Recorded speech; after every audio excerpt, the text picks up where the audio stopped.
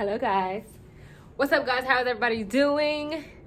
Let's get the moods right for the video. Let's get the setting right. What color are we feeling today? We want red, we want green, yellow, purple, blue. Let's do this one because you can see it in the screen. But hi guys, welcome back to my channel. We have some fun things planned for today's video. Hope you guys are excited. I'm excited to get this video started, so let's go.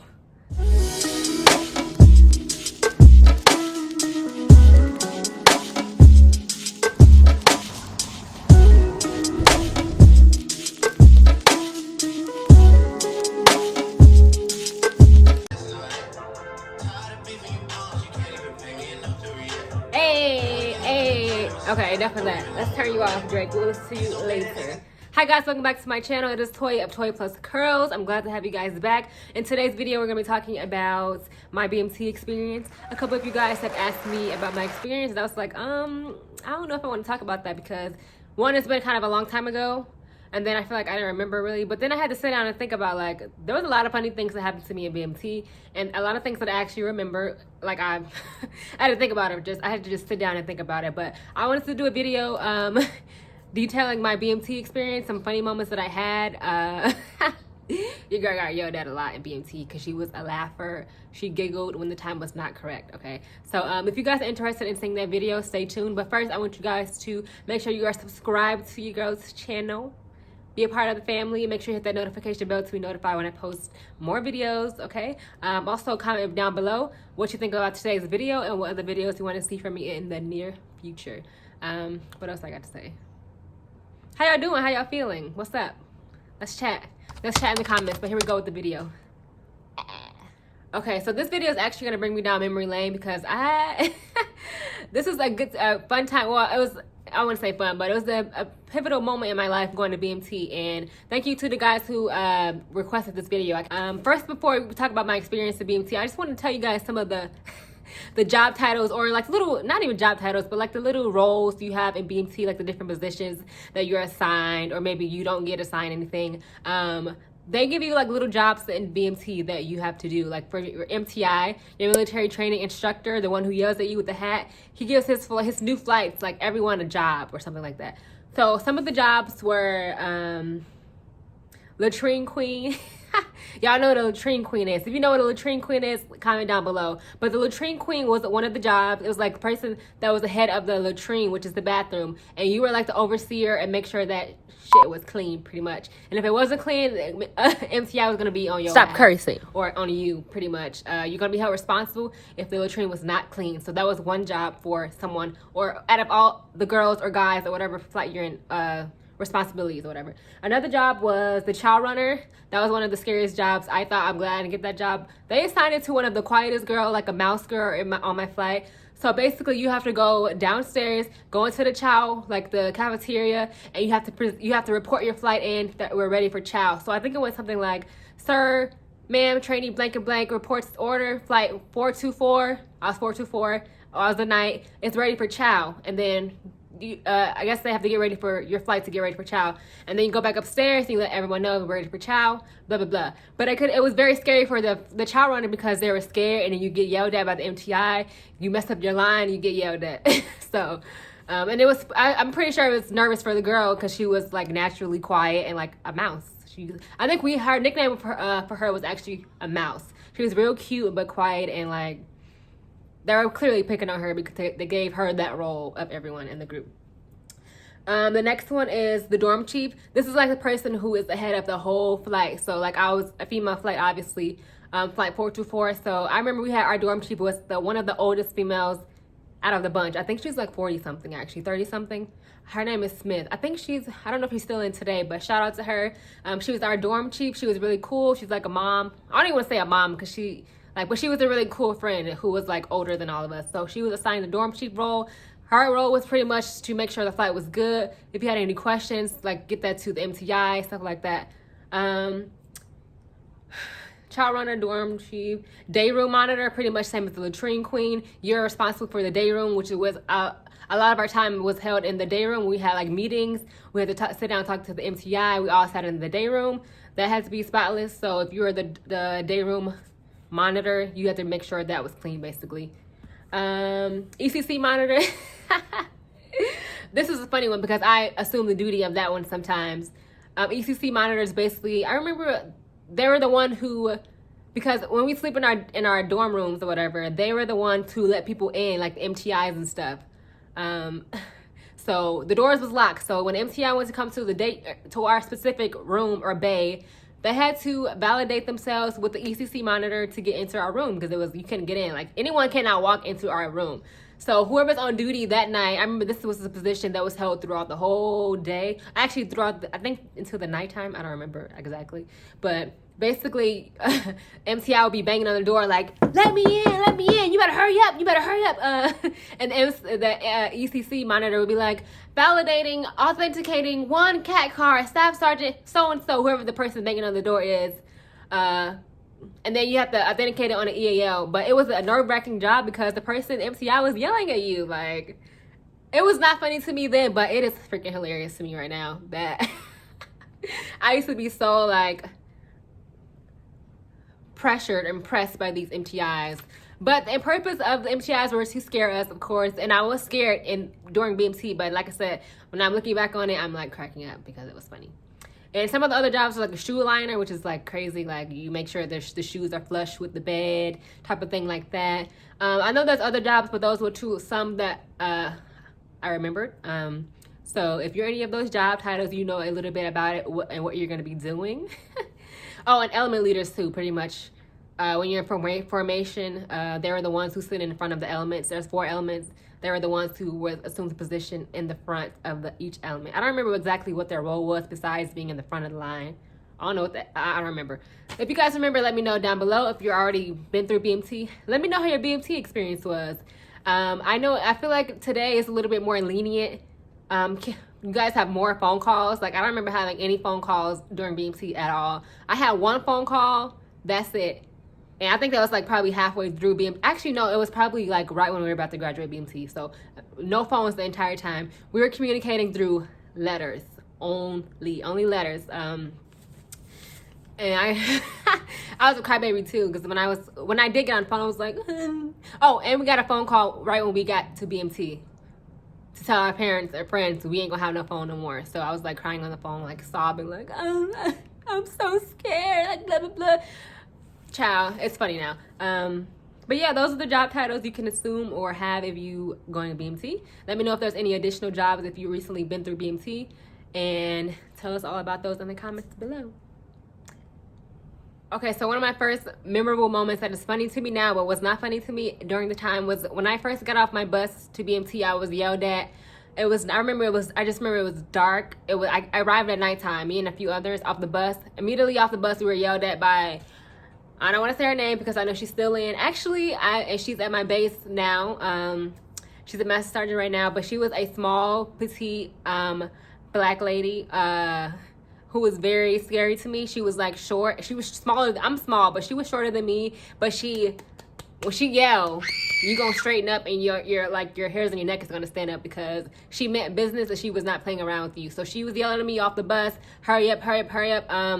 That was one of my first encounters with her. We'll talk about another encounter with her later on. But I just remember my first day or first morning at Chow. Like, when I don't think I ate anything. I think they gave us like a snack because we got in so late. But the next following day for breakfast at Chow,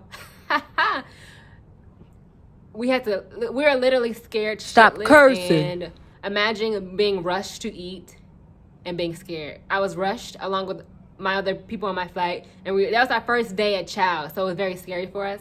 And we were just sitting there eating, and I was stuffing my face like super, super fast, like trying to hurry up because they were yelling at us to get the heck off the table.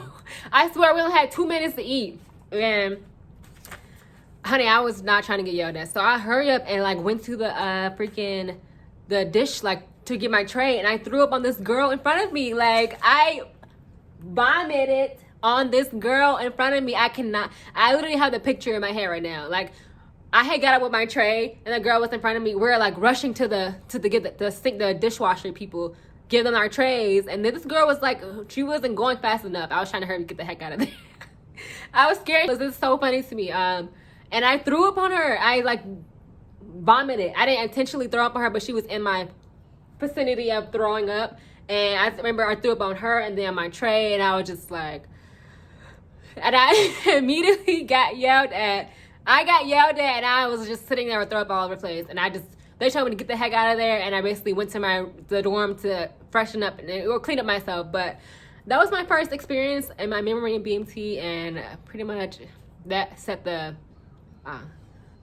whole mood for the rest of BMT, because I was just a mess. And don't eat too fast in BMT if you can help it. But I mean, first day, you can't help it, because you better hurry up and eat or you're gonna be starving, pretty much. Number 2, remember how I told you guys about how I got in trouble for laughing at BMT? As the time went on, I was still scared, but I was like, this shit is funny. Like, we are, imagine being at the table with your girls, but you're all scared shitless, and then there's nothing else to look at. Like, you're just watching everybody at the table eat their food, like stuff their face.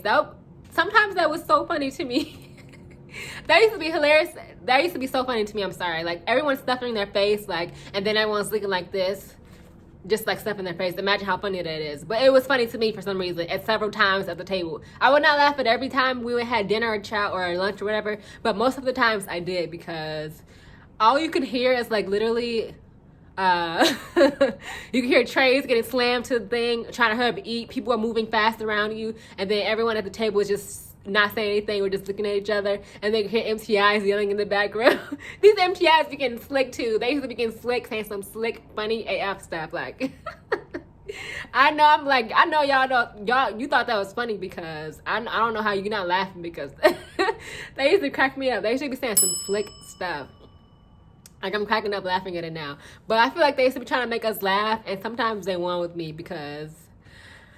But anyways, I used to be the one who would laugh at the table, and then I would make everybody else laugh, so we all get yelled at. So eventually, like, my people would be like, we ain't trying to sit with Jones because she be laughing at the table. And I'm just like, excuse me, well, don't be looking at me, stuffing your face like you're crazy at the table, and I won't be laughing. But that was freaking hilarious. Like, I don't know if it was a nervous laugh, but no, it was definitely funny. It was funny to watch that, but it could have been mixed with nerves too, because hilarious. And what else was funny in BMT? Like, just laughing at people, just trying to hold my bearing was one of the problems for me in BMT. Watching people get yelled at, and then the MTI would be like freaking close to your ear, spitting in your ear, yelling craziness, like funny stuff. But like, they just be sounding, they just used to be saying anything. So if I see someone getting yelled at and they're getting like this yelled at in their ear, spit flying all over the place, that was funny to me. Like, I would giggle, and you know, I would try to giggle, make sure nobody was looking at me, but sometimes I was caught and got yelled at myself.